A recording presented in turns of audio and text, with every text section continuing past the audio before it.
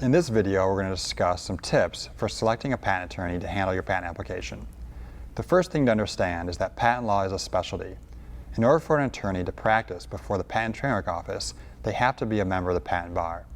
This means that in addition to passing their state bar exam, like all attorneys need to do, a patent attorney who files patent applications and prosecutes them before the Patent Office also has to have taken and passed a separate exam called the Patent Bar Examination. Now, even within that specialty, not all patent attorneys are the same. Some patent attorneys solely do patent litigation. That is, when one company sues another company over patent issues. Other attorneys handle patent transactional matters, such as licenses or mergers and acquisitions and the patent issues that come up in those transactions.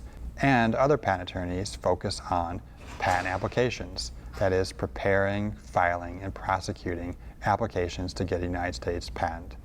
You generally want an attorney that at least has some experience with this patent application process. And even for attorneys that focus on patent applications, they tend to specialize by technology.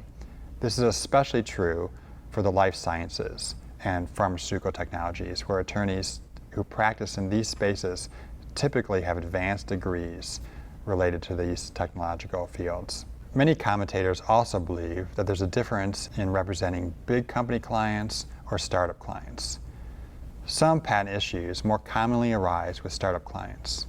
Startups are probably more likely to file provisional patents. Some people believe that an application for a patent for a startup company should be written in a way that investors will understand it, perhaps selling the technology a bit to someone from the perspective of an investor, like a venture capitalist. Startups are likely also going to be more cost sensitive. Therefore, a patent attorney representing a startup may have to be more flexible in their billing structure, perhaps relying on capped fees, perhaps relying upon deferred compensation. That means billing the client for their time, but not expecting the client to pay until the client has reached a certain financial milestone, like their Series A or seed financing. Some patent attorneys will even perform legal services in exchange for equity in their clients. Patent attorneys that work with startups should also be able to clearly articulate and understand the business and technological considerations of their client. A patent attorney that works with a big company is likely interacting with another attorney that works for the big company client. That would be an in-house intellectual property attorney. But it's rare that a startup company has their own in-house counsel. Therefore, the patent attorney is usually talking to the founders, the CTO, the CEO, or someone else without a strong legal background. So it's important for the patent attorney representing a startup to really understand the big picture of that startup client. Now, when talking to a patent attorney to try to decide whether the right attorney to handle your patent application, you can typically ask that attorney for referrals from past clients.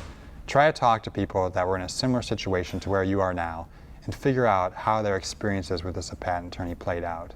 You can also ask the patent attorney for examples of other applications or patents that were filed and issued related to your technology. This will help you understand whether this patent attorney truly does have experience with your technology and whether you can understand their patents.